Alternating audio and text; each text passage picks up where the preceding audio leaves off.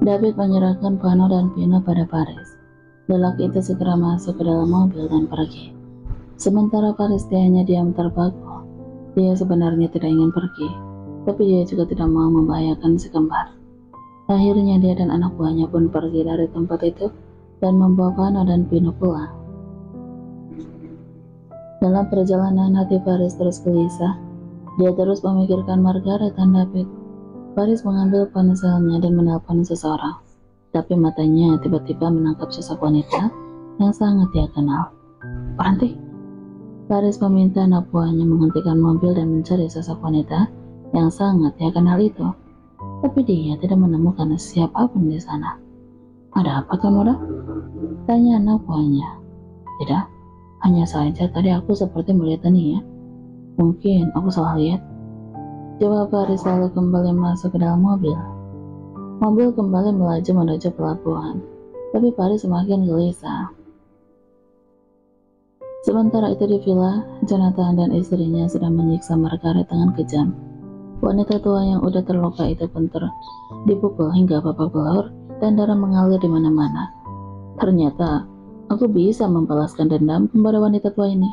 Walaupun aku belum puas, tapi setidaknya aku sudah mengalirkan darah dari anggota keluarga sialan itu. Mercy menendang perut Margaret yang tertembak, membuat wanita tua itu meringis kesakitan. Kamu hanya mampu merobohkan wanita tua sepertiku. Bahkan kamu kehilangan saudara yang berharga hanya karena aku. Margaret tidak gentar sedikit pun. Dia malah terus memprovokasi Mary. Dasar wanita tua sialan, kamu memang benar-benar brengsek. Mercy menampar pipi Margaret berkali-kali, membuat darah kembali mengalir dari sudut bibirnya. Kalau aku brengsek, apa sebutan yang pantas untuk wanita tidak tahu aturan sepertimu? Tanya Margaret sinis. Mulutmu masih tajam, padahal jelas jika kamu sebentar lagi akan mampus. Dan menyeret Margaret ke sebuah ruangan gelap dan segera menguncinya. Tuan, di luar ada mobil yang mencurigakan. Sepertinya mereka sedang mengawasi villa ini. Lapor anak buah Dano. Itu pasti anak buah wanita tua itu. Atau bisa jadi itu sekutunya. Jonathan tampak mengelap keringatnya. Bertahun-tahun dia hanya hidup dalam kenyamanan dan jauh dari perkelahian. Tapi hari ini, lelaki itu menyaksikan banyak orang terluka karena perkelahian. Kenapa kamu berkeringat gitu? Apa kamu takut? Tanya Mercy sambil menatap suaminya sinis. Aku tidak takut, tapi aku merasa ini tidak seharusnya terjadi. Keadaan ini membuat nyawa cucu kita terancam. Apa kamu tidak mengerti itu? Jonathan kesal karena istrinya sangat keras kepala. Terserah padamu saja, tapi jangan mengeluh kepadaku jika suatu hari nanti keluarga wanita tua itu tadi mencarimu. Ucap Jonathan lalu pergi. Cepat, kamu urus orang itu. Aku yakin mereka rekannya wanita tua sialan itu. Ucap Mercy dan Dano kepada Dano. Baik Nyonya. Dano lalu beranjak keluar dari villa. Lelaki itu memerintahkan anak buahnya untuk bersiap menyerang. Dano, apa itu kamu? David turun dari mobil dan menatap ke arah Dano. Dia sangat mengenal laki-laki yang ada di hadapannya saat ini. David? Dano pun terlihat terkejut melihat ada temannya di sana. Ya, David dan Dano adalah teman saat mereka kuliah. Bahkan mereka masih sering berkomunikasi sampai saat ini. Apa yang kamu lakukan? Apa kamu terlibat penculikan anakku? Tanya David memastikan. Tidak, aku tidak terlibat dalam penculikan anak siapapun. Aku hanya melakukan pekerjaan aku secara profesional. Ucap Dano lantang. Pekerjaan? Apa pekerjaanmu adalah membantu orang yang salah dan merugikan orang lain? Tanya David. Tidak usah merendahkan pekerjaanku. Nasibmu memang mujur karena kamu tidak perlu berkutat dengan dunia gelap saat bekerja. Tapi kamu tidak punya hak untuk menghinaku. Dan menunjuk ke arah David dan meninggikan suaranya.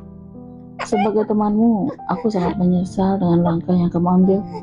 Seharusnya kamu mendapatkan pekerjaan yang lebih baik dan terhormat. Kalian orang kaya memang selalu merendahkan orang lain. Kalian memandang orang lain hanyalah boneka mainan yang tiap butuh diraih, tapi jika udah tak butuh, dihempaskan begitu saja. ucap Dano sambil terkekeh sinis. Jangan hanya karena perbuatan satu orang, kamu menyamakan semua orang memiliki sifat yang sama. Sangga David. Aku tidak menyamakan, hanya saja memang seperti itulah kenyataannya. Sudahlah, aku kemari bukan untuk berdebat denganmu. Aku kemari karena ingin mencari nenekku. Jadi aku minta serahkan nenekku, maka kami semua akan memaafkan dirimu dan kita akan mulai kehidupan yang baru. Cih, kamu kira kamu menjilat majikan aku? Seenaknya saja memerintah. Ucap Dano kesal. Maaf, aku tidak bermaksud untuk memerintah, tapi aku yakin jika apa yang aku pinta juga tidak akan kamu berikan.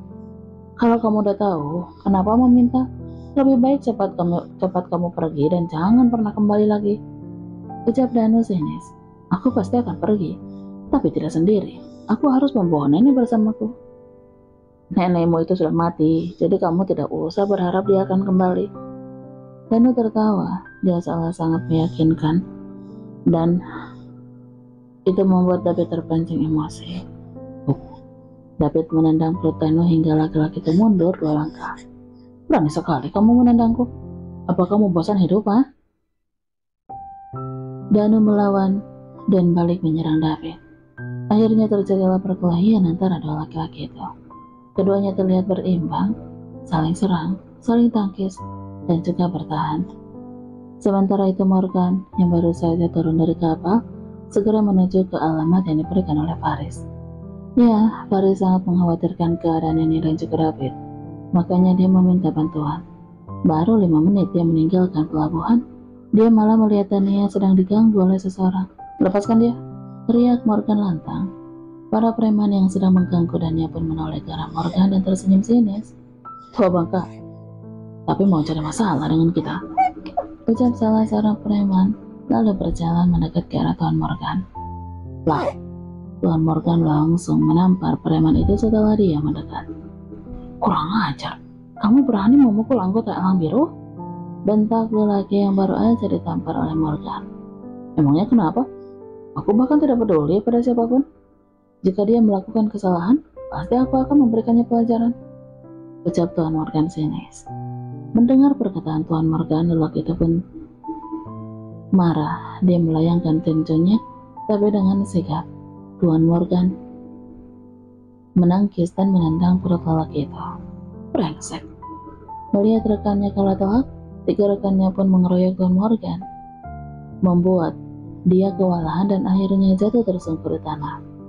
Orang tua jadi mati, ucap salah satu preman sambil terkekeh. Kalian pengecut, maunya keroyokan, teriak Dania. Lah, salah seorang preman menampar pipi Dania. Melihat anaknya ditampar, wajah Tuan Morgan memerah.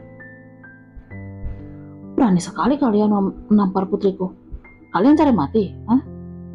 Morgan berdiri dan menarik keras salah satu preman itu dan memukulnya membabi buta. 3 preman lainnya pun membantu temannya yang sedang dipukuli oleh Tuan Morgan. Mereka menarik Morgan, 2 orang memegangi Morgan dan 1 lagi memukulinya. Dania terus berteriak dan berusaha menolong ayahnya, tapi dia pun tidak berdaya karena 1 preman menghalanginya. Di saat genting, anak buah Morgan akhirnya tiba dan menolong mereka. 4 preman itu pun dibuat babak belur oleh anak buah Tuan Morgan. Maaf, kami datang terlambat, Tuan, ucap salah satu anak buah Tuan Morgan sambil membungkukkan badannya. Tidak apa-apa, sekarang cepatlah kalian. Maafkan Dania ya. Dania tidak sengaja mendengar orang yang telepon dan mengatakan kalau udah menemukan si kembar. Jadi diam-diam aku mengikuti David dan gadis, tapi aku ketiduran saat di kapal. Jadi aku kehilangan jejak mereka. Dania menundukkan kepalanya. Dia sadar jika apa yang dia lakukan pasti membuat semua orang khawatir. Untung saja ayah datang di waktu yang tepat. Kalau tidak, apa yang terjadi kepadamu? Maaf ya, semuanya sudah terjadi. Tapi kamu harus terlambat bertemu dengan si kembar karena ini, ucap Morgan. Kenapa ya? Dania memang belum tahu jika si kembar udah dibawa pulang oleh Faris. Karena si kembar sekarang udah sampai ke rumah. Faris yang mengantarnya. Hanya saja nenek jadi tawanan musuh. Apa? Dania terkejut. Dia senang karena anaknya udah kembali ke rumah. Tapi dia juga sedih karena neneknya menjadi sandra sekarang. Tenanglah, kita akan membawa nenek pulang. Tuan Morgan tersenyum tipis pada Dania. Mobil yang mereka tumpangi pun sampai di Villa Jonathan. Dengan segera mereka mendekat. Dania hampir saja berteriak saat melihat David berlumuran darah. Untung saja Tuan Morgan segera menutup mulutnya. Jangan berteriak, kita akan menyerang mereka diam-diam. Kita harus mengatur strategi, ucap Morgan, dan dia menurut, walau dalam hati, dia tidak tega melihat suaminya. Morgan akhirnya memerintahkan anak buahnya untuk memutuskan aliran listrik ke villa itu, dan dengan cepat mereka menyelamatkan David. Tapi sayangnya mereka tidak bisa menemukan nenek Margaret. Setelah berhasil menyelamatkan David, Morgan memberikan perintah untuk pergi. Awalnya Dania keberatan, tapi akhirnya wanita itu pun menurut. Tuan Morgan langsung membawa David ke rumah sakit. Apa yang terjadi dengan nenek? Kenapa dia tidak ada di sana? Tanya Morgan kepada anak buahnya. Nyonya Margaret dibawa pergi oleh 2 orang sebelum kami berhasil menyelamatkannya. Morgan kembali terdiam, berusaha untuk memikirkan kemana orang itu membawa nenek. Apa kamu kenal siapa yang menculik? Si kembar? Tuan Morgan terus berusaha untuk mencari informasi. Tidak, tapi yang jelas mereka adalah suami istri. Saya yakin mereka juga bukan orang sembarangan, karena mereka berani menyewa geng elang biru untuk melindunginya, ucap salah satu anak buah nenek Margaret. Baiklah, aku akan meminta seseorang untuk mengawasi mereka. Tuan Morgan akhirnya menginstruksikan agar anaknya mengintai pergerakan ketua geng elang biru. Dia memang tidak tahu keberadaan si penculik, tapi dia yakin elang biru akan menuntunnya pada orang tersebut.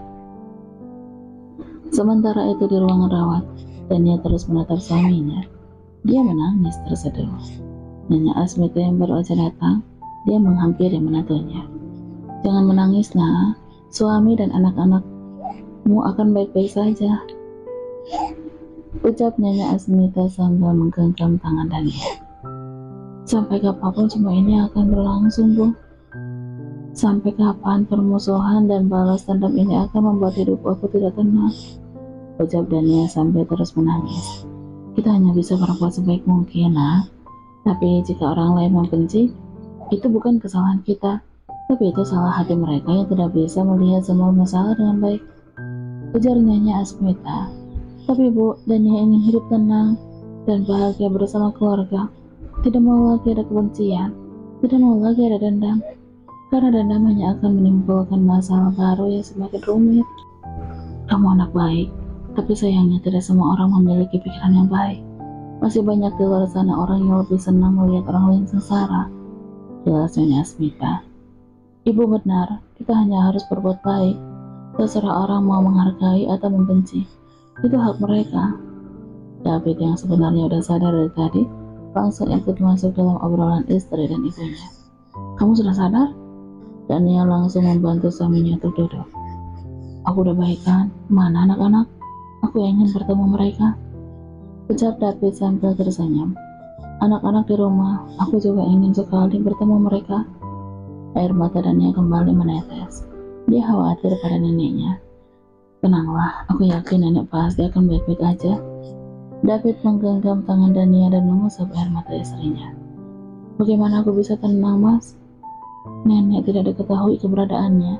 Bahkan kita juga belum tahu siapa yang udah melakukan hal jahat ini kepada kita. Ibu tahu kamu khawatir, tapi sebaiknya kamu juga pedulikan anakmu. Tuan Indra berdiri di ambang pintu dan menatap ke arah Dania tajam. Ayah? Dania menundukkan kepalanya. Dia tahu benar jika saat ini laki-laki itu sedang kesal kepadanya. Pulanglah, biar ayah dan ibu yang menjaga David. Kasihan si kembar, ucap Tuan Indra dingin. Dan dia melihat ke arah suaminya sekilas, meminta persetujuan darinya. Baik ya, Daniel langsung beranjak pergi, tapi dia masih sempat melihat Tuan Indra yang tersenyum sinis padanya. Ada apa ya? Kenapa kamu bicara seperti itu pada Dani? Tanya Asmita saat Dania udah pergi. Aku hanya ingin dia lebih memperhatikan putranya, itu saja. Tuan Indra melihat ke arah David sekilas, lalu duduk di sofa. Sedangkan Nyonya Asmita, dia tampak bingung dengan sikap suaminya. Maafkan Dania ya, dia mungkin kebingungan. Aku di rumah sakit, nenek diculik.